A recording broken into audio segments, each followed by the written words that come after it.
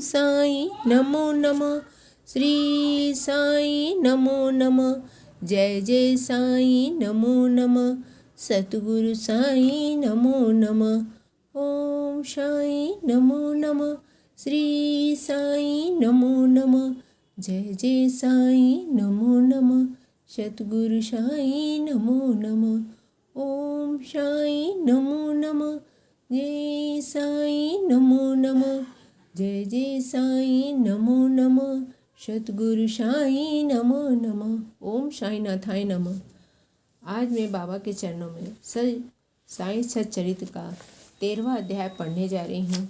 इससे पूर्व मैं बाबा के 11 वचन का पाठ करूँगी। जो सीढ़ी में आएगा आपद दूर भगाएगा। चढ़े समाधि की सीढ़ी पे, पैर तले दुख की पीढ़ी पे, त्याग शरीर चला जाऊंगा, भक्त हेतु दौड़ा आऊंगा। मन में रखना दृढ़ विश्वास, करे समाधि पूरी आस।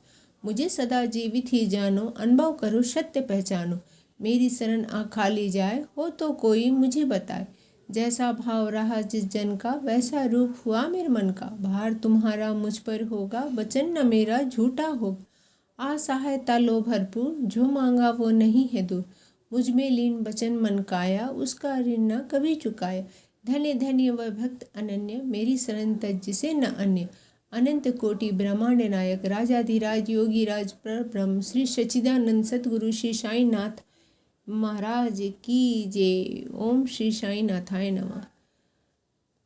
अध्याय शुरू करने से पहले मैं बाबा की वंदना कर रही हूँ। यह परंपरा रही है कि किसी भी सत ग्रंथ का लेखन आरंभ करने से पूर्व मंगलाचरण की वंदना की जाती है। मूल ग्रंथ के रचयिता ने भी ग्रंथ के प्रारंभ करने के पूर्व ही श्री गणेश सरस्वती त्रिदेवों कुल देव माता पिता ऋषि मुनियों का वंदना किया है। मूल ग्रंथ के रचयिता हेमांड पंत का भाव यह था कि श्री गणेश कार्यों को निर्विघ्न संपन्न करते हैं, लेकिन उनके लिए श्री साईं ही गणेश है।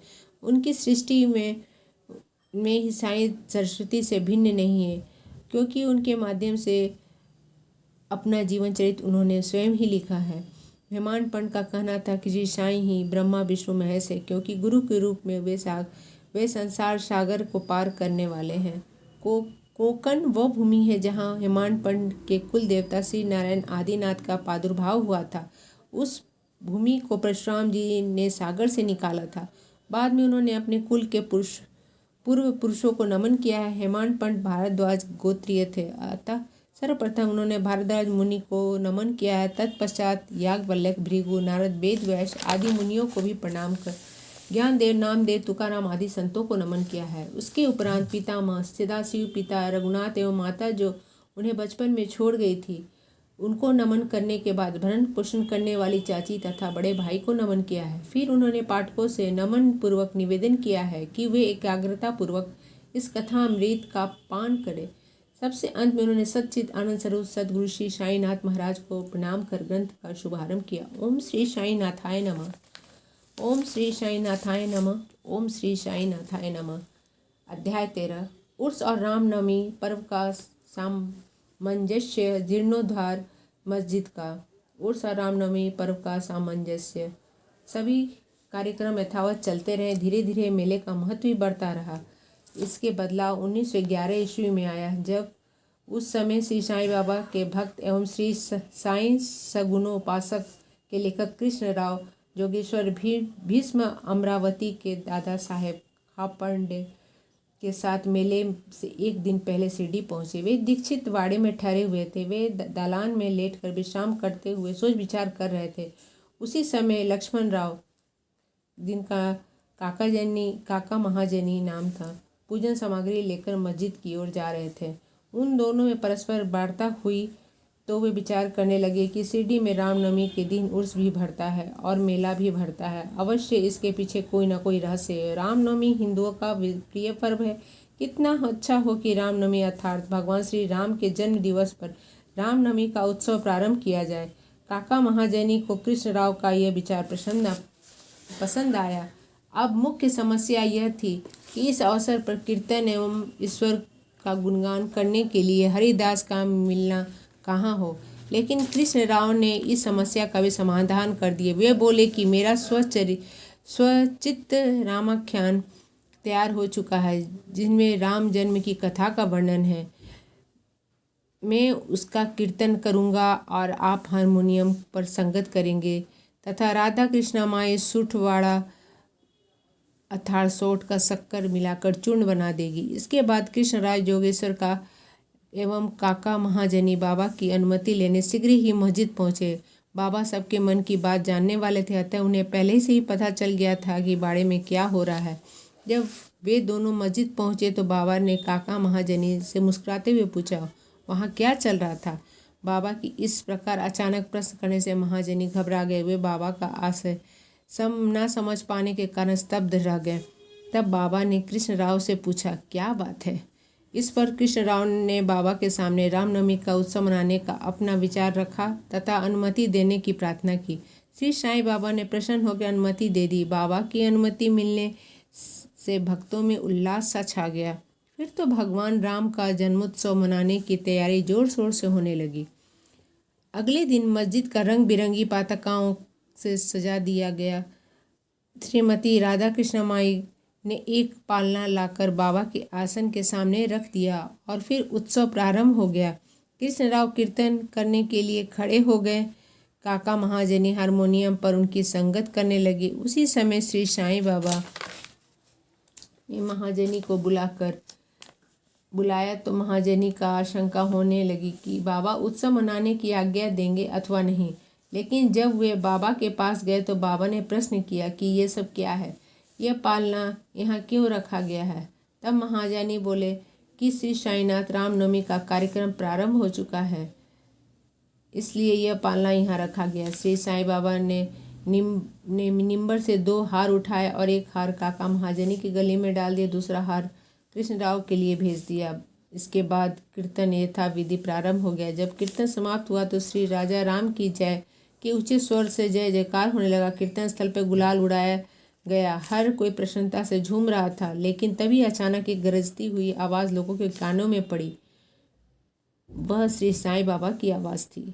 वस्तुतः जब गुलाल उड़ाया जा रहा था तब उसके कुछ कण बाबा की आंखों में गिर पड़े और इसके फलस्वरूप बाबा एकाएक क्रोधित हो गए और ऊंची आवाज़ में अपशब्द कहते हुए सबको कोसने लगे। यह दृश्य देखकर हर कोई भय के कारण सिर पिटा कर रह गया। लेकिन बाबा के स्वभाव को जानने वाले भक्त भला बाबा के इन शब्दों का कब बुरा मानने वाले थे। उन्होंने बाबा के इन शब्दों को बाबा का आशीर्वाद जानकर सोचा कि आज भगवान राम का जन्मदिन है, इसलिए रावण के नाश, अहंकार एवं दुष्ट प्रवृत्ति रूपी राक्षसों के संहार के निमित्त बाबा का क्रोधित होना सर्वथा उचित है। साथ ही भक्त यह भी जानते थे कि शिरडी में जब कोई नया कार्यक्रम किया जाता है था तब बाबा ऐसे ही क्रोधित हो जाया करते थे। इस कारण वे स्तब्ध थे। राधा कृष्ण माई को भय इसलिए था कि बाबा कहीं पालना न तोड़ दे। यही कारण था कि उन्होंने काका महाजनी से पालना हटाने को कहा, लेकिन बाबा ने महाजनी को पालना हटाने के लिए रोक दिया। कुछ देर बाद बाबा का क्रोध शांत हो गया। तब उस दिन की महापूजा एवं आरती कार्यक्रम बिना किसी बाधा के संपन्न हो गया।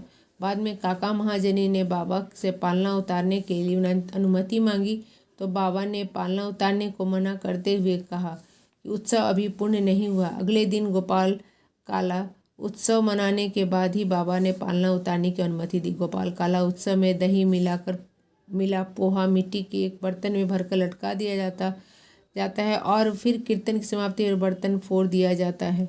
बाद में वह पोहा प्रसाद के रूप में सबको बांट दिया जाता है। ठीक उसी प्रकार जिस तरह भगवान श्री कृष्ण ग्वालों ने मक्खन बांट दिया करते थे। पूरे दिन रामनवमी उत्सव इसी तरह चलता रहा। दिन में 2 ध्वजाओं का जुलूस एवं रात्रि में चंदन का जुलूस बड़ी धूमधाम एवं समारोह पूर्वक निकाला गया। इसके बाद उर्स रामनवमी उत्सव में बदल गया। अगले वर्ष अर्थात 1912 ईस्वी में रामनवमी के कार्यक्रमों को बढ़ोतरी होने लगी। इसके अंतर्गत श्रीमती राधा कृष्ण माई ने चैत्र प्रतिपदा के नाम सप्ताह शुरू कर दिया। इस कार्यक्रम के दिन रात 7 दिन तक भगवान राम भगवत नाम लिया जाता है। तभी भक्त बारी बारी से इनमें भाग लेते थे। राधा कृष्ण माई सवेरे ही इस कार्यक्रम में शामिल हो जाती थी। इसी तरह देश के अन्य भागों में भी रामनवमी उत्सव मनाया जाता है। यही कारण था कि अगले वर्ष फिर से हरिदास को मिलने की समस्या उठ खड़ी हुई। लेकिन उत्सव के लगभग 5-6 दिन पूर्व महाजनी की भेंट अनायास ही बाला बुआ से हो गई। बाला बुआ आधुनिक तुकाराम के नाम से जाने जाते थे। इस वर्ष के कीर्तन कार्यक्रम का दायित्व तो उन्हें सौंपा गया, लेकिन अगले वर्ष अर्थात 1913 ईस्वी में हरिदास यानी सतारा जिले के बाला बुआ सतार कर बृहद सिद्ध कौटे ग्राम में प्लेग से प्रभावित होने के कारण कीर्तन नहीं कर सके। इस बार वे शिरडी आए। काका साहेब दीक्षित ने उनसे कीर्तन कराने की श्री साईं बाबा की अनुमति प्राप्त कर ली। श्री साईं बाबा ने भी बाला बुआ को पुरस्कृत किया। 1914 ईस्वी में जब ऐसी समस्या उत्पन्न हुई, तब श्री साईं बाबा ने समस्या का सदैव के लिए निराकरण कर दिया। उन्होंने स्थायी रूप से यह कार्य दास गणु महाराज को सौंप दिया। तब से वही इस कार्य को लगन निष्ठा से करते रहे। 1912 ईस्वी से लेकर अब तक उत्सव में भाग लेने वालों की संख्या में वृद्धि होती रही। चैत्र मास के शुक्ल पक्ष की अष्टमी के द्वादशी तक शिरडी में भक्तों की भीड़ भारी उमड़ जाती थी। बाजार में दुकानों सज जाया करती थी। जाने माने पहलवान की कुश्तियां होने लगती थी। गरीबों को व्यापक स्तर पर भोजन कराया जाने लगा। श्रीमती राधा कृष्णमाई ने अथक प्रयासों का ही प्रतिफल था कि शिरडी को संस्थान के रूप में ही प्राप्ति हुई। संपदा में भी दिन प्रतिदिन वृद्धि होने लगी। भक्तों के उपहार स्वरूप एक सुंदर घोड़ा, पालकी, रथ एवं चांदी के बर्तन एवं अन्य वस्तुएं भेंट की। उत्सव के समय हाथी को बुलाया जाता था। संस्थान की संपदा में वृद्धि अवश्य हुई, लेकिन श्री साईं बाबा उससे सदैव निर्लेप ही रहते थे। वे उस संपदा की उपेक्षा ही किया करते थे और सामान्य वेशभूषा में ही रहते थे। यहाँ उल्लेखनीय यह है कि उत्सव एवं जुलूस में हिंदू मुस्लिम साथ रहते हुए कार्य करते थे, लेकिन उनमें कभी भी किसी प्रकार का विवाद या मतभेद पैदा नहीं हुआ। प्रारंभ में तो संख्या 5-7 हजार की हुआ करती थी, लेकिन किसी वर्ष में ये संख्या बढ़कर लाख से लगभग पहुंच जाती थी, लेकिन सब कुछ सामान्य ही रहता था। जीर्णोद्धार मस्जिद का उर्स का मेला भरवाने के विचार की तहत ही मस्जिद के जीर्णोद्धार का विचार भी सबसे पहले गोपाल राव बुंड के मस्तिष्क में ही उपजा था। इस विचार को मूर्त रूप देने के लिए उन्होंने पत्थर इकट्ठे कर उन्हें वर्गाकार बनवाया था, लेकिन अफसोस कि इस कार्य को श्रेय उन्हें नहीं मिला।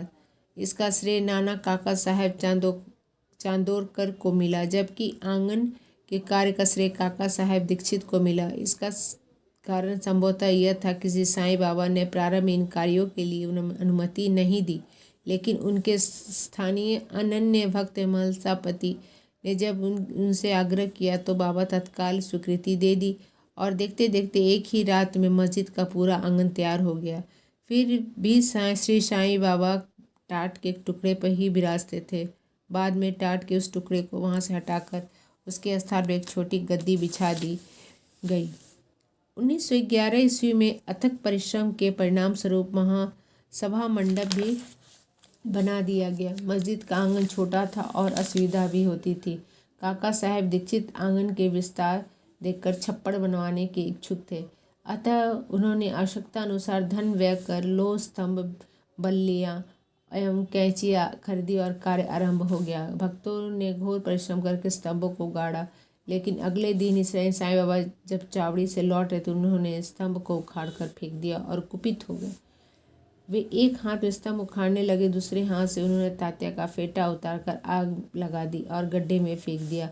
उस समय क्रोध के कारण बाबा के नेत्र अंगार की तरह लाल हो गए।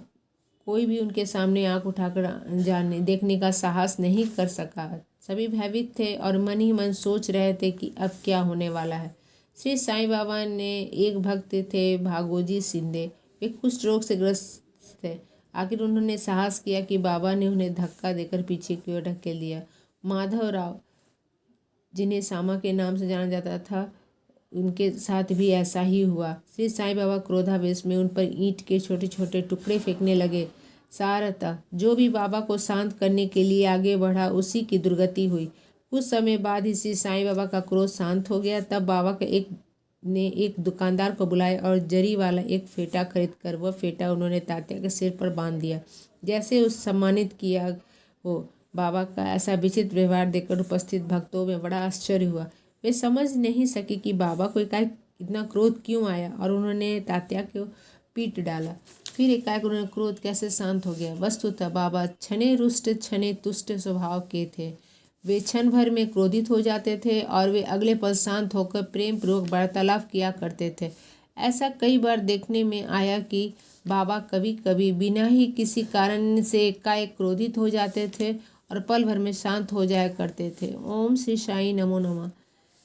सप्ताह का पहला विश्राम। ओम श्री साई नमो नमः।